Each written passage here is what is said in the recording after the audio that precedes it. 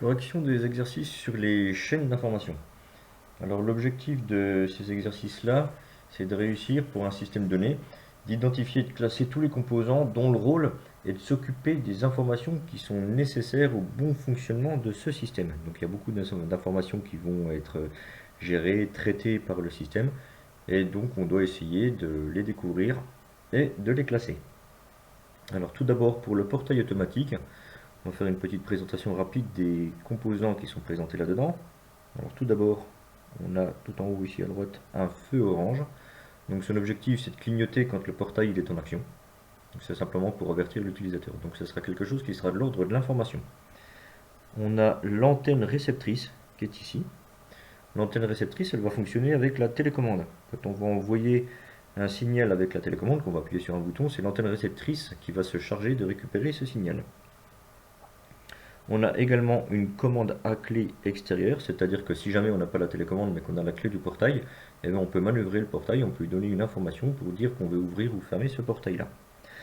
Alors ensuite on trouve des éléments qui sont mécaniques, le ventail et le moteur à bras. Le ventail c'est la porte du portail en fait, et le moteur à bras c'est un moteur sur lequel il y a une espèce de bras qui va servir à tirer le ventail, c'est-à-dire tirer la porte. On a également une alimentation électrique qui est présenté ici, tout ça, ça fonctionne avec de l'électricité. On a une cellule photoélectrique. Alors, qu'est-ce que c'est que cet engin-là, cette cellule photoélectrique? Comment ça peut fonctionner ce système? Alors, la cellule photoélectrique, ça fonctionne avec un rayon lumineux, c'est-à-dire que on va avoir un rayon lumineux qui va partir de la cellule photoélectrique, qui va arriver sur un petit miroir qui est situé ici, et qui ensuite va revenir à la cellule. Donc tant que tout se passe bien, il n'y a rien qui doit couper le signal lumineux, le rayon lumineux qui est là. Donc si jamais on est en train d'activer le portail, qu'on est en train d'ouvrir ou fermer le portail et que rien ne se passe, que le rayon lumineux n'est pas coupé, c'est que c'est bon, il n'y a pas de danger. Par contre, imaginons qu'il y ait quelqu'un qui traverse à ce moment-là, un enfant, un adulte qui passe ou un autre objet, un animal par exemple. Eh bien le rayon lumineux sera coupé et donc on va avoir une information dans le système comme quoi il y a eu une coupure du rayon lumineux et donc il va falloir mettre le portail en sécurité, par exemple stopper le portail. Donc ça c'est un élément qui est relativement important pour la sécurité. Ensuite on nous présente toujours dans le schéma ce qu'on appelle la butée d'arrêt. Alors cette butée d'arrêt qui est ici, son seul objectif c'est simplement de pouvoir faire un arrêt du portail pour qu'il n'aille pas trop loin, pour que le ventail puisse s'ouvrir, mais pas au-delà de ce qui est défini. Alors dans le paragraphe des explications, on nous dit qu'il y a également un boîtier de commande qui n'est pas représenté, mais qui contient un automate programmable. Alors un automate programmable, il faut comprendre que c'est quelque chose qui va contenir un programme, un petit peu comme les cartes Arduino qu'on utilise régulièrement. Et des contacteurs. Alors les contacteurs, on verra ça un petit peu plus tard, pour commander la mise en marche du moteur à bras. Les contacteurs et puis le moteur, techniquement, c'est quelque chose qui ira dans les chaînes d'énergie. Donc c'est ce qui est expliqué ici. Les moteurs à bras sont un ensemble qui contient un moteur électrique et un réducteur qui transforme la rotation rapide du moteur en rotation lente du bras. Et enfin, comme ça a été précisé à cet endroit-là, on a une alimentation électrique. Donc tout cet ensemble-là est alimenté par un réseau électrique 230 volts de la maison. Il s'agit donc désormais de remplir tous les éléments de la chaîne d'information. On va y aller. Donc la chaîne d'information est composée de trois fonctions importantes. La fonction acquérir, c'est-à-dire qu'il y a des composants dont l'objectif va être d'acquérir des informations pour le système. La fonction traiter, donc il va y avoir des composants dont le rôle sera uniquement de traiter cette information, c'est-à-dire une information qui est rentrée dans le système, qu'est-ce qu'on en fait? Et une troisième catégorie de composants dont le rôle va être de communiquer l'information le plus souvent vers l'extérieur du système, c'est-à-dire à destination de l'usager par exemple, parfois à l'intérieur du système, c'est-à-dire qu'on va avoir des ordres qui vont partir de cette fonction communiquée et qui iront un petit peu plus tard dans la chaîne d'énergie. Alors analysons un petit peu quels sont les types de données qui peuvent rentrer dans notre système. Quelles sont les informations qui peuvent rentrer dans notre système? Alors on va avoir des informations qui vont provenir de deux endroits différents. Il y en a qui vont provenir de l'utilisateur lui-même, quand il va faire par exemple une action sur la télécommande ou quand il va faire une action sur la commande à clé. Donc ça, c'est des informations qui vont provenir de l'utilisateur. Et puis, il y a des informations qui vont provenir du système lui-même, c'est-à-dire que la cellule photoélectrique, elle est là, par exemple, pour surveiller le bon fonctionnement du système et puis le mettre en sécurité. Donc, en fait, le système se surveille lui-même. Donc ça, c'est une information qui va provenir du système lui-même. Donc, à gauche, dans la fonction acquérir, pour ce qui va rentrer comme information, je vais dire qu'il y a des consignes de l'utilisateur. Je vais marquer ça en bleu. Et les informations qui proviennent de l'utilisateur sont acquises par la télécommande et donc l'antenne, et également par la commande à clé. Donc ça, c'est l'utilisateur. Pour le système lui-même, je vais utiliser une autre couleur. Je vais mettre par exemple en vert. Donc on va avoir des données qui sont issues de l'environnement, c'est-à-dire ce qu'il y a autour de notre portail. Ici, plus précisément, ça va être la cellule photoélectrique qui va se charger de vérifier que tout se passe bien autour du portail quand il est en action. Et donc, à cet endroit-là, c'est la cellule photoélectrique, voilà, qui est chargée d'acquérir une information, comme quoi tout se passe bien ou qu'il y a un souci. Donc, on a listé à peu près tous les composants qui sont chargés de faire rentrer une information dans le système. Quelles sont les informations qui vont en sortir? La seule information qui va sortir du système, ça va être l'information du feu orange qui est à cet endroit-là. C'est la seule chose que le système va nous donner comme information. Alors on verra le portail bouger, ça c'est l'effet voulu, mais on a une information supplémentaire qui peut être destinée par exemple à des piétons qui peuvent passer par là. C'est-à-dire qu'on va faire un petit signal avec un voyant orange qui va signaler qu'il y a un portail qui est en mouvement. Donc on va avoir un signal lumineux qui va clignoter.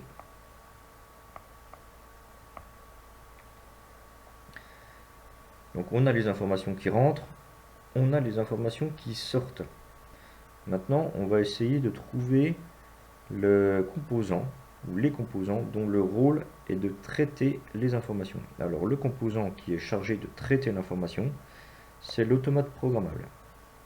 Alors disons que d'une manière générale, quand vous voyez le mot programme quelque part, quelque chose qui est en rapport avec un programme, que ce soit des processeurs, que ce soit des automates programmables, que ce soit des cartes Arduino, que ce soit des circuits électriques programmables, c'est quelque chose qui traite l'information. Donc à cet endroit-là, sous-traité, on met l'automate programmable.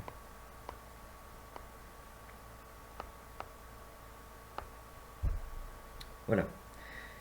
Et puis enfin, il nous reste donc la fonction communiquer. Quels sont les composants du système dont le rôle est de communiquer une information à l'extérieur du système, dans le cas du portail? Et bien ce que l'on a ici, c'est simplement le voyant orange. Le rôle de ce voyant orange est de communiquer une information au système. On peut rajouter aussi, parce que ce n'est pas faux, que c'est l'automate programmable qui est chargé de communiquer au travers de ce voyant orange. C'est-à-dire clairement l'automate programmable va faire une action sur le voyant orange et le rôle du voyant orange est de donner une information au système. Donc c'est l'automate programmable qui gère le voyant orange et puis l'objet qui va vraiment nous faire sortir l'information, c'est le voyant orange. Donc voilà comment est-ce qu'il fallait comprendre l'exercice sur le portail. Allez, passons maintenant au deuxième exercice. Ça, c'était le robot tondeuse, un petit peu comme ce qu'on avait déjà vu dans le premier sujet de technologie. Analysons ce qu'on trouve dans ce robot tondeuse.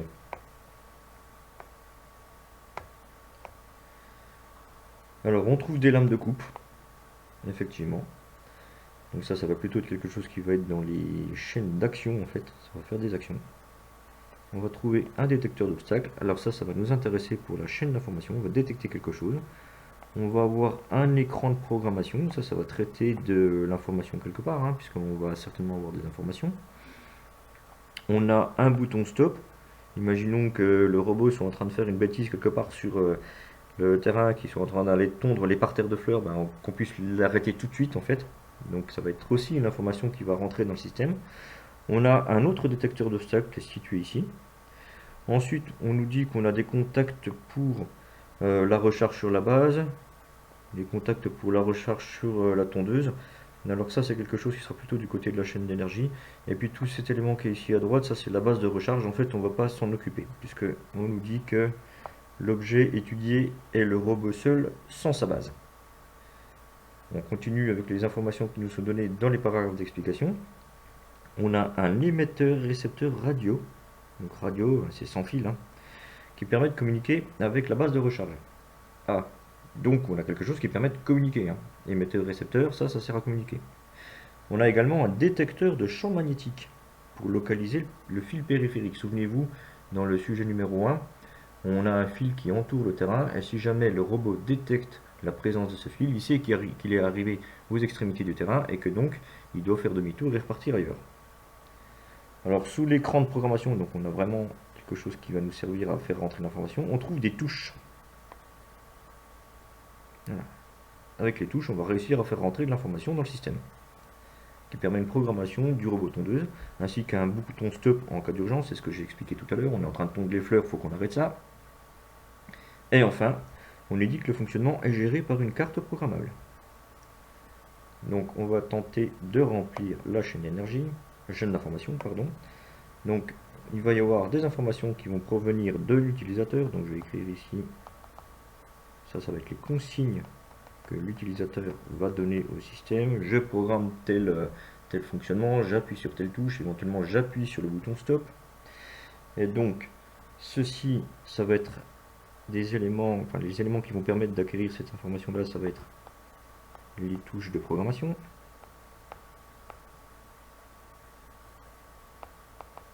Ça va être également le bouton stop. Voilà les éléments sur lesquels l'utilisateur peut agir lui directement. Donc ça c'est les composants dont le rôle est de faire rentrer des informations qui proviennent directement de l'utilisateur. Mais on va également avoir des données d'environnement. C'est-à-dire que le robot tondeuse surveille ce qui se passe autour de lui normalement.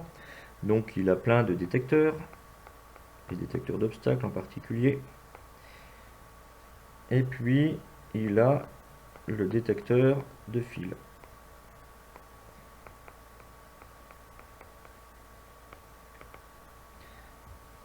Voilà, donc ces deux détecteurs-là font rentrer des informations dans le robot tondeuse. Et ce sont des informations qui proviennent directement de l'environnement du robot tondeuse. On va chercher maintenant ce qui sert à traiter cette information-là. Donc je vous ai dit précédemment que si jamais on a le mot programme quelque part, eh bien c'est que c'est quelque chose qui est probablement en rapport avec le traitement de l'information. Or, qu'est-ce qu'on a ici? On a la carte programmable. Donc c'est la carte programmable qui se charge de traiter toutes les informations. Les informations sont rentrées par la touche programmation, par le bouton stop, par les détecteurs. Et donc une fois que toutes ces informations sont rentrées dans le système, qu'est-ce qu'on en fait? Qu'est-ce qui les traite? Eh bien, c'est la carte programmable. Ensuite, fonction communiquer. Qu'est-ce qu'on a comme système? Qu'est-ce qu'on a comme élément là-dedans qui permet de communiquer? Alors, on a un émetteur-récepteur. Ici, en fait, plus précisément, ce qui va faire sortir une information, ce sera l'émetteur radio. D'ailleurs, si on veut être logique, il y a également dans la fonction acquérir le récepteur radio.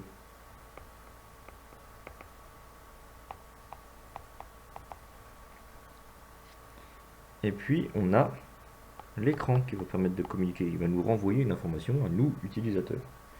Et puis, on peut dire, un petit peu comme tout à l'heure pour l'automate programmable, que tout ceci, c'est géré par la carte programmable. Donc, je mets ça entre crochets. C'est pas obligatoire de le mettre, mais c'est intéressant de le mettre quand même. Et donc, quelles sont les informations qui vont sortir du système? On va avoir l'affichage sur l'écran. Et puis on va avoir des informations qui vont aller vers la base.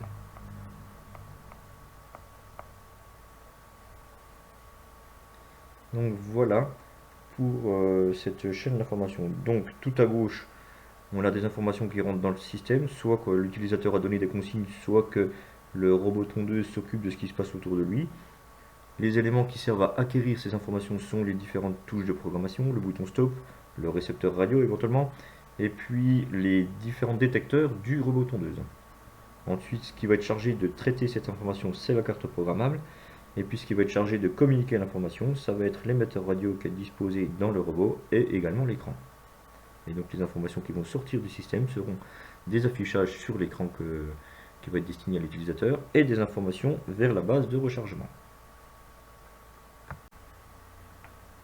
On continue avec le troisième exercice, c'était le système d'alarme dans la maison. Donc on a ici un système d'alarme classique avec pas mal de composants. Alors qu'est-ce que l'on va avoir qui nous a présenté? Tout d'abord la centrale d'alarme. Donc son objectif va être de gérer tout le fonctionnement de l'alarme, de centraliser tout ce qui se passe. On va avoir tout ce qui va être les détecteurs. Donc détecteurs d'ouverture pour savoir si une porte ou une fenêtre vient de s'ouvrir inopinément, c'est-à-dire quelque chose qui n'était pas attendu. Détecteurs de mouvement infrarouge. Donc ça va être les détecteurs de personnes qui vont rentrer, les composants qu'on peut mettre dans les coins en haut des pièces par exemple, qui vont se charger de voir s'il y a quelqu'un qui est en train de passer dans la pièce. Donc on en a à plusieurs endroits, on en a également ici, détecteur infrarouge. On a des détecteurs de bris de glace. Alors ça c'est pour savoir si on a cassé une fenêtre par exemple, ça va détecter le choc. Également un peu du même genre le détecteur de choc, donc on peut mettre sur des volets par exemple, est-ce qu'on est en train de brutaliser le volet pour l'ouvrir. On va avoir quoi également? On va avoir le détecteur d'incendie, donc qui va analyser s'il y a des fumées, s'il y a un départ de feu quelque part. Ensuite, on va avoir des sirènes. Donc le but va être de faire du bruit pour attirer l'attention puis faire fuir les cambrioleurs. Donc des différentes sirènes. Et enfin, on va avoir un transmetteur téléphonique qui va être chargé d'envoyer un signal via les lignes téléphoniques normalement vers une société de gardiennage. Alors on a ce qu'on appelle l'option GSM, c'est-à-dire sans fil. Donc ce qui est expliqué ici, c'est que le transmetteur téléphonique sert à avertir une société de gardiennage qui vient vérifier sur place en cas de déclenchement de l'alarme. Bon, donc ça c'est des fonctionnements classiques. Et donc il faut qu'on analyse et qu'on classe dans la chaîne d'information tous les composants qu'il va y avoir dans ce système-là. Alors comme d'habitude, on a des informations qui vont provenir de l'utilisateur. Bah tiens, ceux-là, je ne les ai pas dit tout à l'heure, là. J'ai oublié de dire, on a évidemment une télécommande qui va servir à mettre en route le système d'alarme ou à le stopper, et le clavier qui va jouer exactement le même rôle, sur lequel on peut taper un code. Donc on va avoir des informations qui vont provenir de l'utilisateur, que je vais noter ici en bleu.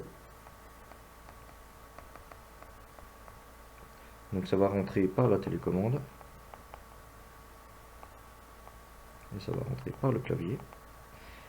Et puis on va avoir des tas d'informations qui vont provenir par tous les détecteurs. Donc ça, ce seront des informations qui vont provenir de l'environnement. Donc ce sont des données qui proviennent de l'environnement du système. C'est-à-dire que le système d'alarme, en fait, son but c'est de surveiller tout ce qui se passe précisément dans son environnement proche. Savoir si on n'est pas en train de cambrioler la maison. Donc ici, plutôt que de lister les différents détecteurs, ouverture de porte, mouvement infrarouge, incendie, etc., on écrit d'une manière générale tous les détecteurs. Donc en bleu, ce qui sert à faire rentrer des informations par l'utilisateur, et en vert, ce qui sert à faire rentrer des informations qui proviennent de l'environnement. Continuons. Qu'est-ce qui sert à traiter l'information là-dedans? Eh bien, c'est précisément la centrale d'alarme. C'est ce composant-là qui va se charger de traiter toutes les informations qui viennent non seulement de l'utilisateur, c'est-à-dire est-ce qu'on a appuyé sur la télécommande pour mettre en route ou stopper l'alarme, est-ce qu'on a fait le bon code, et qui va analyser en temps réel tout ce qui se passe au niveau de tous les détecteurs. Donc, c'est la centrale d'alarme qui centralise toutes les informations et qui les traite. Qu'est-ce qui va servir à communiquer? Eh bien, il va y avoir tout ce qui va être sirène, les flashs lumineux, donc ça veut dire qu'on a des voyants quelque part. Et puis il va y avoir également, très important, le transmetteur téléphonique.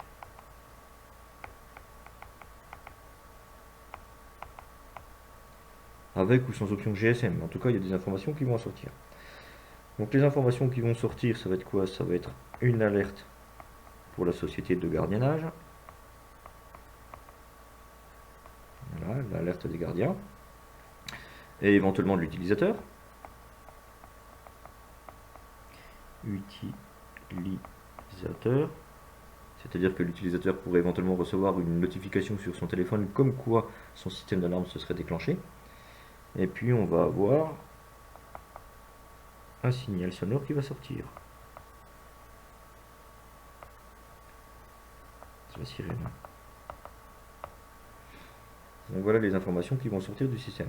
Donc ce qui rentre, c'est ce que l'utilisateur il décide de faire. Je fais un code, j'appuie sur cette touche de la télécommande.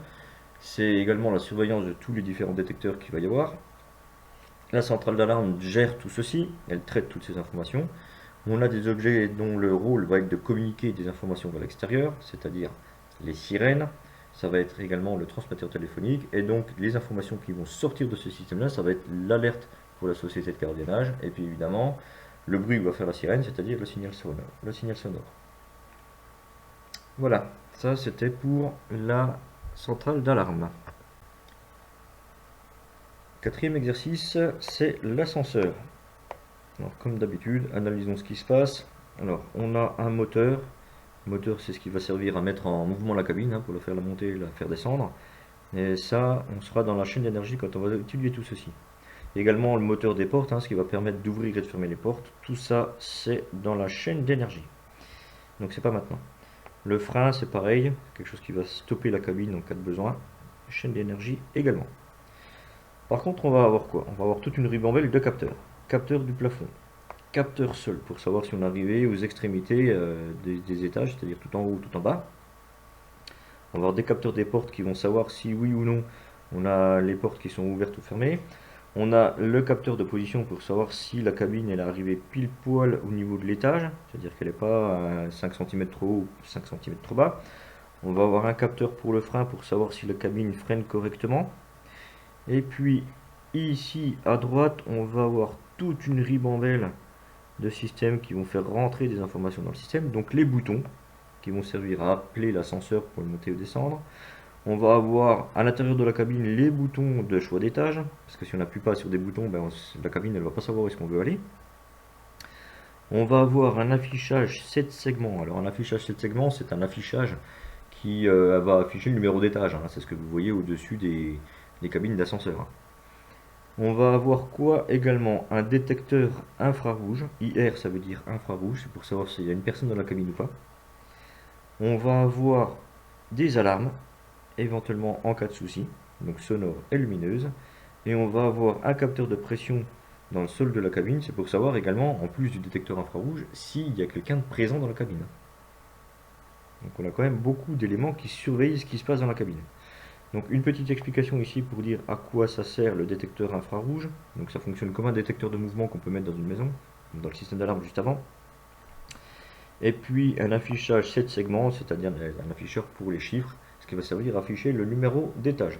Et enfin, information importante, on a un automate programmable qui va contrôler tout le fonctionnement du système. Alors allons-y pour les informations qui vont rentrer dans le système. Donc comme d'habitude, on va avoir les consignes de l'utilisateur.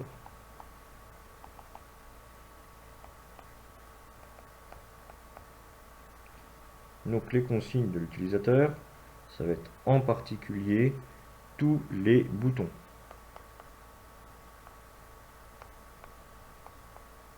Voilà. Le rôle de l'utilisateur, lui, là où il est actif, c'est quand il va appuyer sur les boutons, soit pour appeler l'ascenseur, soit à l'intérieur de la cabine pour choisir les étages dans lesquels il veut aller. Et en général, le rôle de l'utilisateur se limite à ceci. Éventuellement, si jamais l'ascenseur s'est bloqué, appuyer sur un bouton d'appel, mais là encore, c'est un appui sur un bouton. On va avoir toutes les données qui proviennent de l'environnement du système, comme d'habitude. Données de l'environnement. Et là, pour l'ascenseur, on s'est rendu compte qu'ils sont relativement nombreux, donc ce sont tous les capteurs qu'il va y avoir. Et il y en a quand même un sacré paquet, hein. Capteur frein, capteur porte, capteur de position, capteur de sol, capteur de plafond, capteur de pression, et puis également le détecteur infrarouge.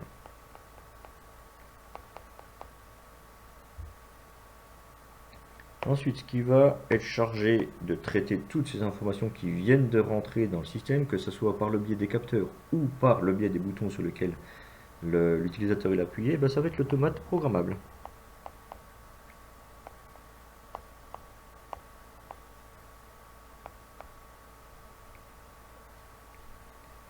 Et enfin, qu'est-ce qu'il va y avoir comme composants qui vont être chargés de communiquer?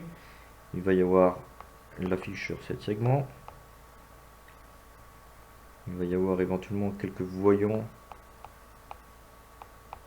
à l'intérieur de l'ascenseur, en particulier des voyants qui vont allumer les boutons sur lesquels vous avez appuyé. Comme ça, vous savez, par exemple, si vous appuyez sur le bouton de l'étage 3, que votre demande avait bien été enregistrée. Vous allez avoir également, comme il y a une alarme sonore, il va y avoir quelque chose du type d'un haut-parleur ou un buzzer quelque part. Et puis on peut dire que tout ceci, c'est géré également par l'automate programmable.